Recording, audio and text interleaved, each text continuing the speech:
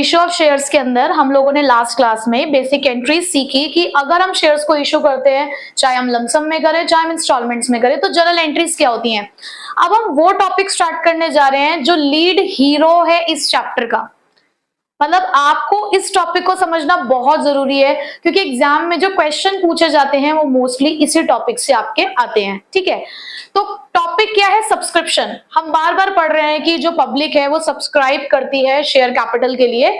हमारे पास कुछ authorised capital होती है, उसमें से कुछ कैपिटल हम इशू करते हैं और उसी इशूड कैपिटल में से हमारे जो शेयर होल्डर्स है या जो पब्लिक है वो सब्सक्राइब करती है। अब बात ऐसी है कि जितना हमने इशू किए शेयर्स को, क्या उतने के लिए हमेशा सब्सक्रिप्शन आता है? अगर मैंने 10,000 शेयर्स इशू करे तो क्या ऐसा जरूरी है कि 10,000 के लिए ही मेरे पास सब्सक्रिप्शन आया हो? भाई इक्वल भी हो सकता है, 10,000 के लिए भी एप्लीकेशन आ सकती है, उससे ज्यादा के लिए भी आ सकती है और उसके कम के लिए भी आ सकती है। अगर इक्वल है, अगर आपकी इशूड कैपिटल आपकी सब्सक्राइब्ड कैपिटल के बराबर है तो हमें कोई दिक्कत नहीं है। बट अगर कभी भी आपकी इशूड कैपिटल ज्यादा है सब्सक्राइब्ड कैपिटल से, मतलब कि 10,000 शेयर्स आप इशू कर रहे हैं बट 9,000 के लिए आपके पास एप्लीकेशन आ रही है, तो ये केस कहलाता है अंडर सब्सक्रिप्शन। क्या कहलाता है? Under subscription. अंडर सब्सक्रिप्शन का सीधा सा मतलब क्या हुआ कि जब आपकी इशूड कैपिटल आपकी सब्सक्राइब्ड कैपिटल से क्या है? ज्यादा है, सब्सक्राइब कैपिटल से ज्यादा है। जैसे कि मैं कह रही हूं कि 10,000 शेयर्स हमने इशू करे, लेकिन सब्सक्राइब कैपिटल हमारे पास कितनी है? सिर्फ 9,000 शेयर्स की। तो उसे हम क्या कहते हैं? Under subscription. बट ये अंडर सब्सक्रिप्शन में सिर्फ कहां तक का हम वैलिड मान सकते हैं? 90% ऑफ इशूड कैपिटल। अगर इससे कम हो जाता है तो हम यहाँ पर इस इशू को ही इनवैलिड कह देंगे। ये जो इशू है फिर ये आगे नहीं जा पाएगा, आपको यहीं पे खत्म करना पड़ेगा। और जिन लोगों की भी एप्लीकेशन मनी आपने रिसीव करी है वो सारी एप्लीकेशन मनी वापस करनी होगी। ठीक है, दूसरी कंडीशन क्या है हमारे लिए? Over subscription. भाई ये तो चलो ठीक है, अगर कम शेयर्स के लिए एप्लीकेशन आई तो कोई दिक्कत नहीं है। भाई हमारे पास 10,000 शेयर्स तो है ना, अगर 9,000 के लिए भी एप्लीकेशन आ गई तो हम एडजस्ट कर सकते हैं। बट अगर कभी ऐसी सिचुएशन आ गई कि आपने इशूड तो करे हैं 10,000 बट आपके पास सब्सक्राइब आ गए हैं 15,000 से आपके पास एप्लीकेशन आ गई है, तो यहां पर आप कौन सा सिचुएशन कह रहे हो? यहां आप सिचुएशन कह रहे हो कि जब आपकी इशूड कैपिटल कम है लेकिन सब्सक्रिप्शन ज्यादा आया है, लोग ज्यादा शेयर्स के लिए अप्लाई कर रहे हैं, तब इस सिचुएशन के साथ आप कैसे डील करोगे? तो अब इस ओवर सब्सक्रिप्शन के साथ डील करने के लिए हमारे पास 3 रास्ते हैं। अगर मैं आपसे पूछूं कि एक जनरल सी बात है कि आपके पास भाई हमने एक एग्जांपल लिया था कि एक फ्रूट सेलर है, उसके पास 5 किलो सेब हैं, 6 किलो लेने के लिए आए हैं लोग, तो वो क्या करेगा? उसके पास तो सिर्फ 5 किलो सेब ही है ना बेचने के लिए, तो वो 5 के 5 बेच देगा। जो 1 किलो और एक्स्ट्रा लेने के लिए आए होंगे उनके सामने क्या कर देगा? हाथ जोड़ देगा, जी हमारे पास नहीं है, आप जा सकते हैं। तो पहला तो सिंपल सोबर सा जो तरीका है वो यही कि अगर कभी भी ज्यादा डिमांड आ जाती है, भाई ज्यादा के लिए एप्लीकेशन आ जाती है, तो हमारा पहला सॉल्यूशन तो यही है, रिजेक्ट द एक्सेस एप्लीकेशन। कि जो भी आपके पास एक्स्ट्रा एप्लीकेशंस हैं आप उन्हें रिजेक्ट कर दो। जैसे कि मैं कह रही हूं कि मेरे पास इशूड यहाँ पर कितने हैं? 10,000 शेयर्स हैं, बट सब्सक्रिप्शन मेरे पास कितने शेयर्स का है? 15,000 शेयर्स का है, तो एक्स्ट्रा कितना है? 5,000। तो हम यहाँ पर 5,000 शेयर्स की एप्लीकेशन को क्या कर देंगे? सीधे सीधे रिजेक्ट और उनकी एप्लीकेशन मनी रिफंड। सिंपल सी बात। बट वहीं पे अगर मैं कहूं कि नहीं यार, बातचीत खराब नहीं करनी है, बातचीत खराब नहीं करनी है, अपने जो पब्लिक आई है अगर हमारे पास शेयर्स मांगने के लिए, अगर आज हम उन्हें वापस लौटा देंगे, खाली हाथ लौटा देंगे, तो वो दोबारा हमारे पास नहीं आएंगे। और हमें तो इन लोगों के साथ बातचीत बना के रखनी है, क्योंकि पैसों की जरूरत तो हमें कल को दोबारा भी पड़ सकती है। तो ऐसे में हम चाहते हैं कि सभी लोग हमारे साथ बने रहें। तो अब क्या करें? तो अब एक काम कर सकते हैं अब हम यहाँ पर एक कॉन्सेप्ट लगाएंगे which is known as pro rata. दूसरा हमारे पास जो रास्ता है वो है प्रोराटा। प्रोराटा इज प्रपोर्शन में बांटा। प्रपोर्शन में बांटा मतलब प्रोपोर्शन में बांटा इसकी यार किसी को भी ना देखो खाली हाथ नहीं भेजना है, तो जो हमसे 3 शेयर मांग रहे होंगे हम उनसे कहेंगे कि हम आपको 3 शेयर्स नहीं दे सकते, आप 2 शेयर से काम चला लो। मतलब हम सबको देना चाहते हैं, हम सबको बांटना चाहते हैं थोड़े थोड़े शेयर्स, ठीक है। अब जैसे कि क्या है कि आप 3 फ्रेंड्स बैठे थे, पिज्जा खाने के लिए बैठे थे, अब आप तीनों ने अपना अपना डिसाइड कर रखा था कि यार कौन कितने कितने स्लाइसेस खाएगा, बट अचानक से अगर आपका एक और फ्रेंड आ गया या 2 और फ्रेंड आ गए, अच्छा नहीं लगता ना कि यार वो खाली बैठ के आपको देख रहे हैं सिर्फ। तो ऐसे में आप क्या करोगे, आप चाहोगे कि यार थोड़ा थोड़ा सब में बांट देते हैं ताकि सारे दोस्त मिलकर खाएं, है ना। तो बिल्कुल यहाँ पर भी हम यही चाहते हैं कि हमारी पब्लिक आई है बहुत ज्यादा अप्लाई करके, मतलब बहुत सारे शेयर्स के लिए उन्होंने अप्लाई किया, तो हम खाली हाथ किसी को नहीं भेजेंगे, हम सब में थोड़ा थोड़ा डिस्ट्रीब्यूट कर देंगे। अब ये काम होता कैसे होगा, अब देखो आपके पास कितने शेयर्स की एप्लीकेशन आई, 15,000, और आपके पास शेयर्स कितने हैं, 10,000। तो यहीं से हम एक रेशो निकालेंगे। अब वो रेशो क्या है हमारे पास, 3:2। वही वाली बात कि जो हमसे 3 शेयर मांग रहे थे हम उन्हें कितने शेयर्स दे देंगे, 2। जो हमसे 6 शेयर्स मांग रहे होंगे उन्हें हम कितने शेयर्स देंगे, 4। समझ आ गई बात। तो इस तरीके से यहाँ पर डिस्ट्रीब्यूशन किया जाता है और this is known as pro rata, और यही हमारे लिए बहुत एक इंपॉर्टेंट कॉन्सेप्ट है, ठीक है। अब तीसरा ऑल्टरनेटिव क्या है, अब तीसरा ऑल्टरनेटिव कहता है it is the hybrid of alternative 1 and alternative 2, यानी कि इसमें दोनों चीजें चलेंगी। अब जरूरी नहीं है ना, मुझे नहीं लग रहा कि मेरे कुछ शेयर होल्डर्स ऐसे हैं, मुझे नहीं लग रहा कि यार उन्हें शेयर्स देने चाहिए, मुझे देना तो यहाँ पर 10,000 से ज्यादा एप्लीकेंट्स को शेयर्स हैं, बट मुझे कुछ शेयर्स वालों के लिए लग रहा है, कुछ शेयर होल्डर के लिए लग रहा है कि इन्हें शेयर्स नहीं देने चाहिए। तो ऐसे में मैं क्या करूंगी, कुछ शेयर होल्डर्स की, कुछ एप्लीकेंट्स की एप्लीकेशन मनी कर देंगे हम रिजेक्ट, और कुछ के साथ हम लगाएंगे क्या, प्रोराटा। कैसे भाई, अगर मैंने कहा कि एक काम करो 3,000 शेयर्स की एप्लीकेशन को क्या कर दो, रिजेक्ट कर दो, और बची हुई 12,000 एप्लीकेशंस जो आपके पास हैं उनके साथ लगा दो प्रोराटा फॉर 10,000 शेयर्स। यहां लगा लो प्रोराटा, यानी कि आपके पास एप्लीकेशन कितनी है अब 12,000 और शेयर्स कितने आपके पास 10,000। तो यहां अब आप क्या लगाएंगे, रेशो 6:5, यानी कि जो आपसे 6 शेयर्स मांगेंगे अब आप उन्हें कितने शेयर्स देंगे, 5। तो यहां पर आपने कॉम्बिनेशन यूज किया, आपने किसी की एप्लीकेशन को रिजेक्ट कर दिया, जिसको रिजेक्ट कर दोगे पैसा वापस, और जिनको रिजेक्ट नहीं करोगे उनके साथ क्या लगाओगे, प्रोराटा, ठीक है। तो ये थे हमारे पास ओवर सब्सक्रिप्शन अंडर सब्सक्रिप्शन का कॉन्सेप्ट, कि 2 तरीके के सब्सक्रिप्शन आपको देखने को मिल सकते हैं, अंडर और ओवर। अगर अंडर सब्सक्रिप्शन होता है तो कोई दिक्कत नहीं होती, सिर्फ एक चीज चेक करनी है, मिनिमम सब्सक्रिप्शन, कि अगर मिनिमम सब्सक्रिप्शन की कंडीशन पूरी हो रही है तो अलॉटमेंट वैलिड है, और आपने जितने के लिए अप्लाई किया है बस उतने ही शेयर्स के साथ आप आगे बढ़ जाएंगे। लेकिन अगर कॉन्सेप्ट है ओवर सब्सक्रिप्शन का तो 3 सिचुएशंस हैं। पहली सिचुएशन, एक्स्ट्रा एप्लीकेशन रिजेक्ट कर दो, दूसरी सिचुएशन, सब में थोड़ा थोड़ा बांट दो, प्रोराटा लगाओ और एक रेशो कैलकुलेट करो डिस्ट्रीब्यूशन के लिए, तीसरी सिचुएशन, कुछ को रिजेक्ट और कुछ के साथ क्या लगाओगे, प्रोराटा, ठीक है। क्लियर हो गया। सो क्वेश्चन नंबर 23 है, Citizen Watches Limited invited applications for 50,000 shares of ₹10 each, payable ₹3 on application for an allotment and the balance on first and final call. So सबसे पहली इंफॉर्मेशन हमारे पास ये आई है कि 50,000 शेयर्स आपने इशू किए हैं और ₹10 का एक शेयर है, जिसमें 3 की एप्लीकेशन है, 4 की अलॉटमेंट है। तो बताइए फर्स्ट एंड फाइनल कॉल कितने की होगी, 3 रुपए की। आगे लिखा है applications were received for 60,000 shares. अब आपको पहचानना है कि कौन सा कॉन्सेप्ट है। उन्होंने कहा एप्लीकेशन 60,000 शेयर्स की है, ये अंडर सब्सक्रिप्शन है या ओवर सब्सक्रिप्शन, ये कॉन्सेप्ट है ओवर सब्सक्रिप्शन का। तो वही 3 रास्ते हैं, हमें क्वेश्चन से पता चलेगा कि उन्होंने कौन सा ऑल्टरनेटिव अडॉप्ट किया है। Applications were accepted for 50,000 shares, application were accepted for 50,000 shares and remaining applications were rejected. First alternative, उन्होंने कहा पहले आओ पहले पाओ, जो 50,000 एप्लीकेशन थी उनको हमने एक्सेप्ट कर लिया और बाकियों को क्या कर दिया, रिजेक्ट कर दिया। All the calls were made, आपने सारे पैसे मांग लिए हैं। अब इसका मतलब क्या है, ऑल कॉल्स वर मेड मतलब आपने जितने भी ये किस्तें मांगी हैं वो सारी की सारी आप मांग चुके हो। एंड रिसीव्ड, पैसा मिल भी गया है, एक्सेप्ट, अब यहां आया एक twist, accept first and final call on 500 shares, कि जब आपने ये फाइनल कॉल मांगी थी ना तो 500 शेयर्स पर पैसा मिला ही नहीं। ये आपके लिए एक नई चीज है कि हमें पैसा मिला नहीं। एक तो ओवर सब्सक्रिप्शन भी है, प्लस यहां पर हमें ये बात पता चली कि सारा पैसा नहीं मिला है, कुछ शेयर्स पे अभी पैसा मिलना बाकी है। तो कैसे करते हैं? सबसे पहली एंट्री किस चीज की होती है भाई? अब तो हमें याद हो गई है, bank account debit to share application. अब फिर से ध्यान रखिए, क्या आया है आपके पास, किस चीज का पैसा? एप्लीकेशन का। कितने की एप्लीकेशन है? 3 रुपए की। बट शेयर्स कितने हैं? एप्लीकेशन तो आपके पास 60,000 शेयर्स की आई ना। यहाँ पे हमें पता थोड़ी था कि मैं करना क्या है। जब स्टार्टिंग में हम बुकिंग ले रहे होते हैं तब तो हम सबके शेयर्स की एप्लीकेशन मनी एक्सेप्ट कर लेते हैं ना, कि जिस जिस लोग ने खरीदे हैं सब आके अप्लाई कर दो, तो सब लोग पैसा देके जाते हैं।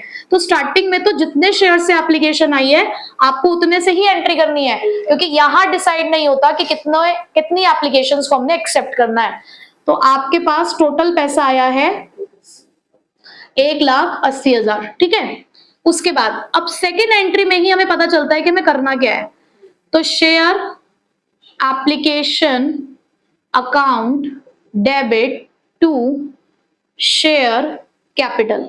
अब ये एंट्री तो आप करते ही हो, है ना। आपके पास कितना पैसा है? 1,80,000। शेयर्स कितने हैं आपके पास? लेकिन शेयर्स तो 50,000 ही है ना, तो कैपिटल में पैसा भी सिर्फ 50,000 शेयर्स का ही डाल सकते हो। तो यहां पर 50,000 इंटू कितने से एप्लीकेशन है? 3। तो यहां तो देखो 1.5 लाख रुपए ही जाएंगे, बट अभी भी डिफरेंस आ रहा है। डिफरेंस आ रहा है ना, कितने से? 30,000 से। वो 30,000 किस चीज का एक्स्ट्रा होगा भाई? आपके पास 10,000 एप्लीकेशन एक्स्ट्रा थी, 3 रुपए के हिसाब से पैसा एक्स्ट्रा आया हुआ है, 30,000 ही एक्स्ट्रा है ना। जिन लोगों को आपने शेयर्स ही नहीं दिए, क्या उन लोगों का पैसा आप अपने पास रख सकते हो? नहीं, आपको पैसा वापस करना पड़ेगा। तो जब आपके पास पैसा आया था आपने बैंक को डेबिट किया था, अब जब आप उस पैसे को वापस करेंगे तो आप बैंक को क्रेडिट करेंगे उसी 30,000 से। कैसे निकला है 30,000? 10,000 शेयर्स की एप्लीकेशन 3 रुपए के हिसाब से। बात समझ आई? This is very important entry, ठीक है। कॉन्सेप्ट वाइज समझोगे, रटोगे तो भूल जाओगे। नेक्स्ट, एप्लीकेशन का काम आपने कर दिया है। अब अलॉटमेंट कॉल करनी है, तो अलॉटमेंट को ड्यू करते हैं सबसे पहले। क्या प्रीमियम है क्वेश्चन में? तो प्रीमियम को इग्नोर करते हुए चलेंगे। Share allotment account debit to share capital account, ठीक है। अब बताइए जरा कितने से आप अलॉटमेंट कॉल करेंगे? 50, 60 या 10?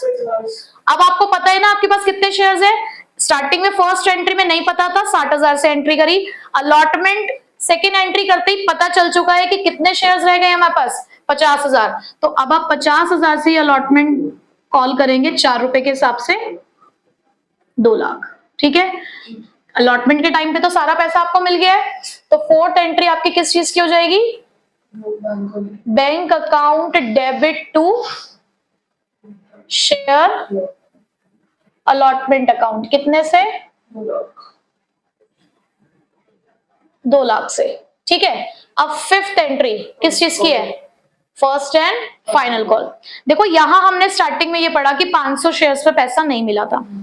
क्या जब तक लोग नहीं देते पैसा तब तक हमें पता चल जाता कितने लोगों ने पैसा नहीं दिया? जब तक ड्यू डेट नहीं होती। अब इलेक्ट्रिसिटी बिल होता है, इलेक्ट्रिसिटी बिल पे ना लिखा होता है ड्यू डेट। जिस दिन वो इलेक्ट्रिसिटी वाले सबके घर में पर्चे बांटते हैं ना, बिल बांटते हैं, उस दिन उन्हें पता होता है कि कितने लोग पैसे नहीं देंगे। जब उनकी ड्यू डेट्स निकलती जाती है तब पता चलता है ना। आप जो पहली एंट्री करते हो ये तो आप मांगने की एंट्री करते हो कि भाई कॉल ड्यू हो गई है, पैसा दे दो। उन्हें बताते हो, उन्हें एक रिमाइंडर देते हो।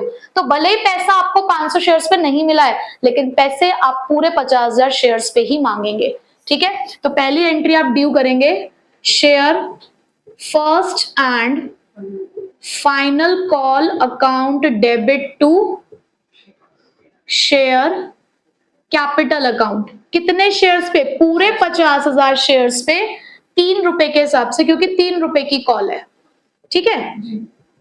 1.5 लाख आने चाहिए, बट हमें एक बात पता चल चुकी है कि सारा पैसा तो नहीं आया है। हाँ जी, तो एंट्री तो हम लिख देते हैं bank account debit to share first and final call account, ठीक है। अब यहाँ पे आपको करना क्या है? आपको कितना पैसा मिलने वाला है? 1.5 लाख। आपको 1.5 लाख मिलने वाला है, ठीक है। बट हाँ जी, बट 500 शेयर्स पे 3 रुपए के हिसाब से पैसा नहीं मिलेगा। तो कितना पैसा मिल गया होगा? 48,500 रुपीज आपको मिल गए होंगे। इस एंट्री को करने का एक और तरीका भी हमारे पास, एक कॉन्सेप्ट होता है कॉल्स इन एरियर्स। क्या होता है? Calls in arrears. एरियर्स का मतलब होता है आउटस्टैंडिंग, जो पैसा मिलना था लेकिन मिला नहीं। कभी अपने इलेक्ट्रिसिटी बिल पे भी देखना, वहां पे लिखा होता है एक बॉक्स में एरियर्स। अगर आपका कोई पुराना बिल बकाया होगा तो उसके अंदर पैसा लिखा होगा। तो एरियर्स का मतलब क्या होता है? जो पैसा नहीं मिला, ड्यू हो चुका था लेकिन मिला नहीं है। तो अगर आप calls in arrears account open करते, हालांकि इस कॉन्सेप्ट को मैं अभी आगे दोबारा से बताऊंगी, बट फिर भी यहां पर भी उसको सुनते हुए चलो। यहां मैंने ना ये सिंपली ये लिख दिया कि इतना पैसा मिल गया है और अभी भी आपका share first and final call का अकाउंट ओपन है। आप देख रहे हो, आपने इस अकाउंट को 1.5 लाख से डेबिट किया है, बट क्रेडिट तो 1,48,500 से किया है ना। ये अकाउंट ओपन है, जबकि शेयर्स पे सारा पैसा आ चुका है, कॉल कर चुके हैं। यहां पर आप देखो, हर जगह पे आप अकाउंट को पूरी तरीके से क्लोज करते हो। अगर 2 लाख से डेबिट किया है तो 2 लाख से क्रेडिट किया है, बट ये अकाउंट ओपन है ना। तो अगर हम नहीं चाहते कि यार अकाउंट्स ओपन रहे और जो पैसा नहीं मिला उसके लिए एक सेपरेट अकाउंट मेंटेन करना चाहते हैं, तो इस एंट्री को आप ऐसे भी कर सकते थे, bank account debit calls in arrears account debit to share first and final call account. ठीक है, मैंने इसको डेबिट क्यों किया है? क्योंकि ये हमारा एसेट है, ये पैसा ड्यू हो चुका है, मिला नहीं है, ये हमारी इनकम है जो हमें फ्यूचर में मिल सकती है, तो इसलिए हमने इसको क्या किया है? डेबिट किया है। अमाउंट कैसे लिखोगे? यहाँ पे आप पूरे 1.5 लाख लिखोगे share first and final call के सामने। यहाँ आपको जितना पैसा मिल चुका है वो, और जो पैसा नहीं मिला वो कॉल्स इन एरियर्स में। समझ आ गई? तो आपको दोनों तरीके से करना आना चाहिए, क्वेश्चन चाहे कैसा भी आए। क्लियर हुआ कैसे करते हैं एंट्री? अब करते हैं क्वेश्चन नंबर 26 और पहचानेंगे कि कौन सा सब्सक्रिप्शन है, ओवर सब्सक्रिप्शन है या अंडर सब्सक्रिप्शन है, और अगर ओवर सब्सक्रिप्शन हुआ तो कौन सा ऑल्टरनेटिव हम लोग इस्तेमाल करेंगे। ठीक है, so question is Sony Media Limited issued 50,000 shares of 10 each, payable 3 on application, 4 on allotment and the balance on first and final call। तो सबसे पहले हमारे पास इंफॉर्मेशन निकल कर आई है कि 50,000 शेयर्स इशू किए गए हैं, 10 रुपए का शेयर है, 3 एप्लीकेशन पे है, 4 अलॉटमेंट पे है और balance first and final call. तो बैलेंस कितना बचा था भाई? साफ साफ पता चल रहा था आपको, 10 में से 7 गए 3। आगे देखते हैं, आगे लिखा है applications for receipt for 1 lakh shares, लेकिन एप्लीकेशन कितने की मिली आपको? 1 लाख शेयर्स की, and the allotment was made as follows. अब 1 लाख की एप्लीकेशंस आपके पास आई हैं, अंडर सब्सक्रिप्शन है या ओवर? ओवर सब्सक्रिप्शन है, क्योंकि इशूड कैपिटल आपकी कम है और सब्सक्राइब्ड कैपिटल ज्यादा है। तो आपके लिए कौन सा सिचुएशन है? ओवर सब्सक्रिप्शन का सिचुएशन है। अब इसके साथ डील कैसे करना है उसके लिए आगे लिखी है कुछ बातें। Applicants for 60,000 shares were allotted 30,000 shares. Applicants for 40,000 shares were allotted 20,000 shares. अब यहाँ पे उन्होंने कुछ कैटेगरी वाइज चीज बता दी ना। अब मैं यहाँ से आपको एक नई चीज सिखाने जा रही हूँ। हम प्रोराटा अलॉटमेंट सीख रहे हैं। बेसिकली उन्होंने किसी का पैसा वापस तो नहीं किया ना, कहीं पे भी क्वेश्चन में ये लिखा है कि हमने पैसा वापस कर दिया है। उन्होंने क्या कहा है कि जिसने हमसे 60,000 शेयर्स मांगे उसको हमने 30,000 शेयर्स दे दिए, जिसने हमसे 40,000 शेयर्स मांगे उसको हमने 20,000 शेयर्स दे दिए। क्या कहीं पे भी रिजेक्शन दिखा आपको? रिजेक्शन कहीं नहीं है। तो यहाँ पर बेसिकली सेकंड ऑल्टरनेटिव अप्लाई किया गया, pro rata allotment. But pro rata allotment के साथ साथ यहाँ एक और बात है, आगे क्वेश्चन को पढ़ते हैं पहले। अनुपम to whom 1,000 shares were allotted from category first failed to pay the allotment money। एक अनुपम नाम का बंदा है जिसको हमने 1000 शेयर्स अलॉट कर रखे हैं, जो कैटेगरी 1 को बिलोंग करता है, उसने हमारी अलॉटमेंट मनी नहीं दी। अब इसका सिग्निफिकेंस क्या है वो हम अभी क्वेश्चन में समझेंगे। हमें एंट्री करनी है सिर्फ अलॉटमेंट तक की, ठीक है। भले ही हमारे पास फर्स्ट एंड फाइनल कॉल भी है, लेकिन उन्होंने क्वेश्चन में खुद स्पेसिफाई किया कि कहां तक एंट्री करनी है, अलॉटमेंट तक। तो मुझे पता है कि मुझे 4 एंट्री करनी है सिर्फ, ठीक है। तो 4 एंट्री का स्पेस छोड़ते हुए आपको बाकी जितना भी काम करना है वो किस में करेंगे आप? वर्किंग नोट में, ठीक है। अब पहली चीज तो ये कि यहाँ पर ना आपको कुछ कैटेगरीज दी हुई है, तो यहाँ पर मैं आपको एक टेबल बनाना सिखाती हूँ जो आपके आगे भी काम आएगी। Category, shares applied, shares allotted, और क्योंकि यहां पर एक्स्ट्रा पैसा रहा होगा, हो सकता है कुछ वापस भी करना पड़ा हो, तो रिजेक्शन, ठीक है। ये एक्सेस मनी है और ये रिजेक्शन मनी है। ये हमारे पास एक टेबल है जो हम बनाना सीख रहे हैं। उसके क्या कॉलम्स है? Category, share applied, share allotted, excess और रिजेक्शन, ठीक। आपके पास शेयर्स अप्लाइड कितने हैं भाई? 1 लाख, और अलॉट कितने हैं? 50,000। तो पहले यही टोटल आपने लिख लेना है, ठीक है। अब उन्होंने कैटेगरी 1 में ये बोला कि applicants for 60,000 shares allotted 30,000 shares. जिन एप्लीकेंट्स ने हमसे 60,000 शेयर्स मांगे, उन टोटल एप्लीकेंट्स को हमने सिर्फ कितने शेयर्स अलॉट किए? 30,000। कितने एक्स्ट्रा शेयर्स हैं अभी भी? 30,000 शेयर्स का पैसा एक्स्ट्रा है। आपने स्टार्टिंग में सिर्फ एक ही मनी मांगी होती है, कौन सी? Application money. तो आपके पास उन 30,000 शेयर्स पे 3 रुपए के हिसाब से कितना पैसा एक्स्ट्रा है? तो यहां पर आप लिखोगे 30,000 इंटू 3, आपके पास टोटल 90,000 रुपीज एक्स्ट्रा है। क्यों एक्स्ट्रा? कैसे निकाला? 60 माइनस 30। ठीक है, सिंपल। उसके बाद सेकंड कैटेगरी में उन्होंने क्या बोला? 40-20 है ना? Applicants of 40,000 shares allotted only 20,000 shares. जिन्होंने हमसे 40,000 शेयर्स मांगे, उनको हमने 20,000 शेयर्स देके वापस भेज दिया। तो उनका भी तो पैसा एक्स्ट्रा होगा। कितना?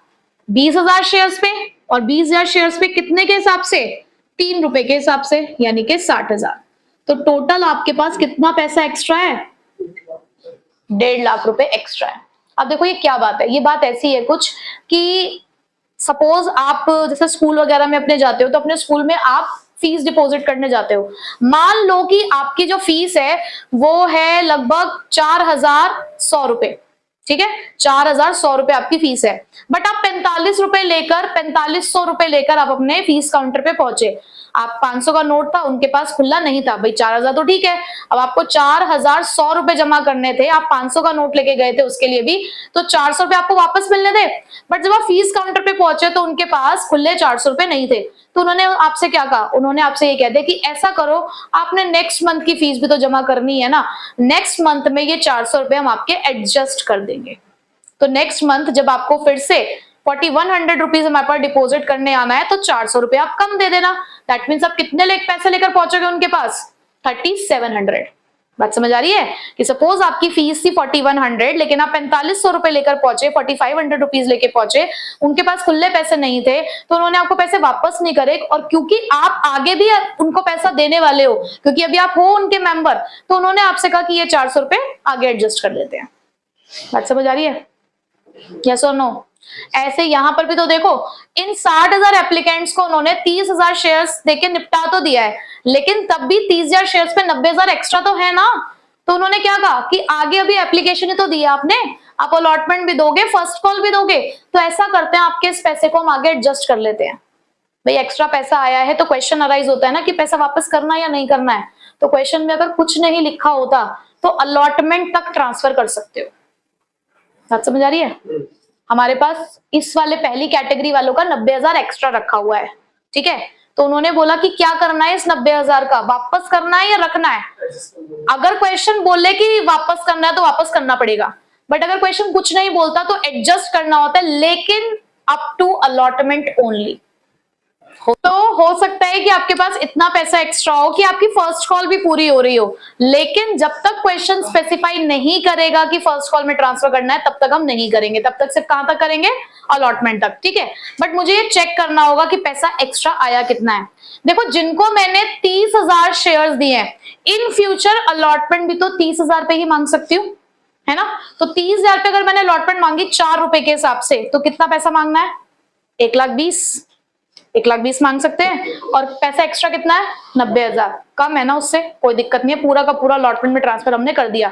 अब वो में कितने पैसे देंगे? 1,20,000 हम मांग रहे हैं, 90 उनका आया हुआ है ऑलरेडी, तो वो आगे हमें 30,000 रुपए दे देंगे। ठीक है, ऐसे ही सेकंड कैटेगरी वालों से देखें, हमने 20,000 शेयर्स पे 4 रुपए के हिसाब से पैसा मांगना है। कितना आएगा? 80,000। 80,000 हम मांग रहे हैं, 60,000 आया हुआ है, कोई दिक्कत नहीं, वो 20,000 दे देंगे। ज्यादा नहीं होना चाहिए, क्योंकि अगर ज्यादा होगा तो पैसा वापस करना पड़ता। सपोज अगर ये 60 की जगह पर 1 लाख होता तो मांग तो हमसे 80 सकते थे, बट यहाँ 1 लाख है ना, तो 20,000 मुझे वापस करने पड़ते। बट सारे के सारे उतने पैसे हैं जितने अलॉटमेंट में हम मांग सकते हैं। तो ये पूरा का पूरा पैसा कहां चला जाएगा? ये पूरा ट्रांसफर किया जाएगा कहां? अलॉटमेंट। बताइए, ये बात समझ आई? ये बहुत इंपॉर्टेंट चीज है जो आपको समझनी है, जो आगे भी हमारे काम आने वाली है। ठीक है, अब स्टार्ट करते हैं अपनी फर्स्ट एंट्री, क्योंकि जो काम हमें करना था हम कर चुके हैं। चलिए बताइए, फर्स्ट एंट्री क्या रहती है हमारी? Bank account debit to share application account. कितने शेयर्स पर एप्लीकेशन आई है? शेयर्स 1 लाख शेयर्स मांगने आए थे ना, तो आपको फर्स्ट में एंट्री तो उतने से ही करनी होती जितने से अप्लाइड होते हैं। 1 लाख पे 3 रुपए के हिसाब से मेरे पास 3 लाख रुपए आए हुए हैं। सेकेंड एंट्री में हम ये पता लगाते हैं कितने लोगों का पैसा रखना है, कितनों का वापस करना है या कितनों का अलॉटमेंट में ट्रांसफर करना है। तो शेयर एप्लीकेशन अकाउंट डेबिट, कितना पैसा आया हुआ है? 3 लाख। कहां ट्रांसफर किया जाता है ये पैसा? शेयर कैपिटल में ट्रांसफर करते हो, बट शेयर कैपिटल में कितने शेयर्स का पैसा ट्रांसफर करते हो? आपने अलॉट कर रखे हैं, आपने अलॉट ही 50,000 की है, तो 50,000 इंटू कितने की एप्लीकेशन मनी? 3 रुपए की, इसका मतलब 1.5 लाख। बट डेबिट क्रेडिट तो इक्वल आ ही नहीं रहा, 1.5 लाख से डिफरेंस आ रहा है। ये 3 लाख में से 1.5 लाख का एडजस्टमेंट तो आपने कर दिया, बचे हुए 1.5 लाख का क्या हुआ? क्या आपने किसी को पैसा वापस किया? नहीं, आपके पास कुछ पैसा एक्स्ट्रा आया हुआ है ना 1.5 लाख ही, यही 1.5 लाख का आपने क्या किया है? To allotment. तो आप ये मानकर चल रहे हो कि 1.5 लाख रुपए की अलॉटमेंट मनी आपके पास आ चुकी है। तो 2 शेयर अलॉटमेंट अकाउंट में कितना जाएगा? 1.5 लाख। बताइए, बात समझ आई? चलो, ये एक इंपॉर्टेंट एंट्री हो गई हमारी। फिर उसके बाद अब क्या करते हैं? थर्ड में अलॉटमेंट ड्यू करेंगे, तो share allotment account debit to share capital account. कितने शेयर्स हैं आपके पास? 50,000 या 1 लाख? मांग सकते हैं हम अलॉटेड मनी 50,000 से ही, 50,000 शेयर होल्डर से ही मांग सकते हैं, क्योंकि उतने ही शेयर्स हैं हमारे पास। कितने के हिसाब से? 4 रुपए के हिसाब से, यानी कि 2 लाख। अब आपको कुछ याद आ रहा है अलॉटमेंट से रिलेटेड? एक इंफॉर्मेशन दी क्वेश्चन में, का है अनुपम to whom 1000 shares were allotted failed to pay the allotment money। एक हमारा शेयर होल्डर है अनुपम, जिसके पास 1000 शेयर्स हैं, उसने हमें अलॉटमेंट मनी नहीं दी। मैंने वैसे आपको कराया है केस कि अगर पैसा नहीं मिलता तो क्या करते हैं? माइनस करके लिख देते हैं, बट यहाँ पे किस्सा कुछ अलग हो गया है। जरूरी है उसने पूरे पैसे नहीं दिए होंगे? भाई मुझे 1000 पे 4 रुपए के हिसाब से 4,000 लेने थे उससे अलॉटमेंट के नाम पे, बट वो एक ऐसा शेयर होल्डर है जो कैटेगरी 1 को बिलोंग करता है, जिनका कुछ पैसा एक्स्ट्रा भी तो आया हुआ है।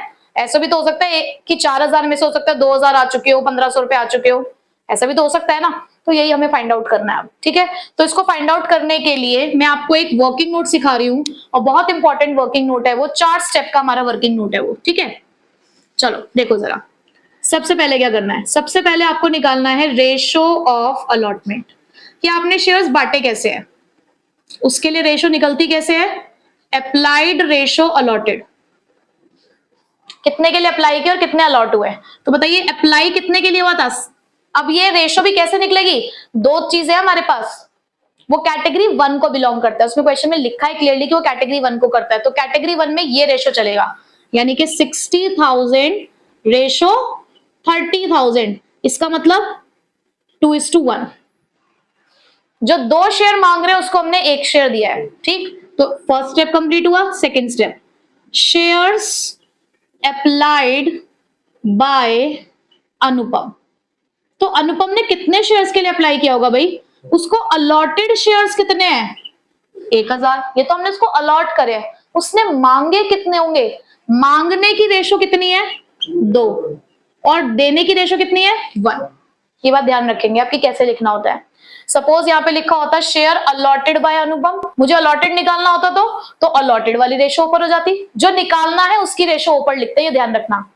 अप्लाइड निकालना है तो अप्लाइड की रेशो ऊपर लिखेंगे, अलॉटेड निकालना है तो अलॉटेड की रेशो ऊपर लिखेंगे, ठीक है। तो इसका मतलब उसने कितने शेयर्स के लिए अप्लाई किया होगा? 2000 शेयर्स के लिए। यहां तक बात समझ आ गई?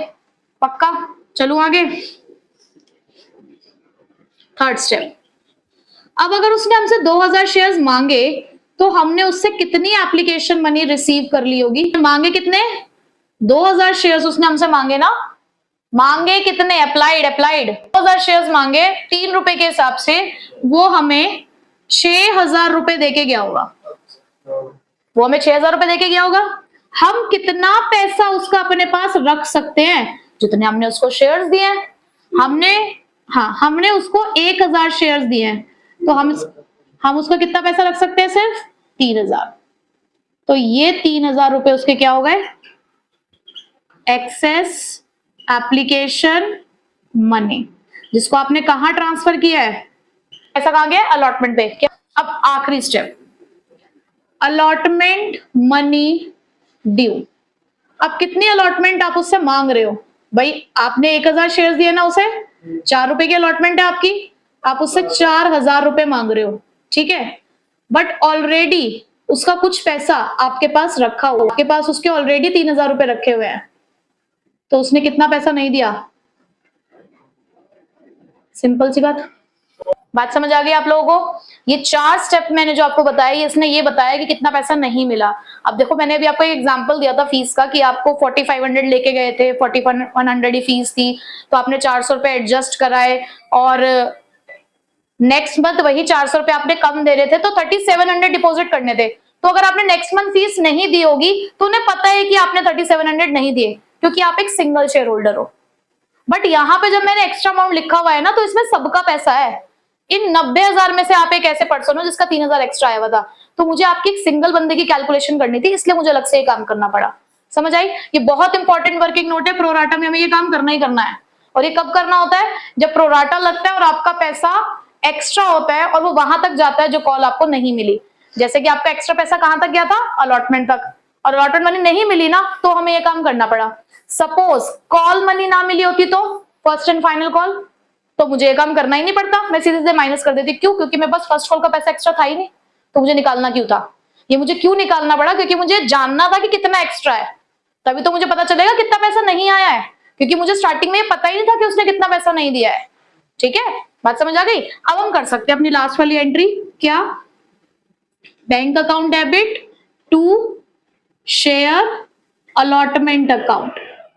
Bank account debit to share allotment. देखो कितना अलॉटमेंट में पैसा आना है, ध्यान से समझना इस चीज को, ये एंट्री भी हमारी इंपॉर्टेंट है। 2 लाख रुपए आने थे, 2 लाख, हम 2 लाख मांग रहे थे, 1.5 लाख ऑलरेडी आ चुका है, 1.5 लाख तो ऑलरेडी आ ही गया था एप्लीकेशन के टाइम पे, प्लस 1000 रुपए मिले नहीं है, तो कितने रुपए मिल गए होंगे? 49,000 मिल गए होंगे। बात समझ आई? बहुत अच्छा क्वेश्चन था, इसकी प्रैक्टिस करनी है, बहुत बढ़िया तरीके से आपको इसको तैयार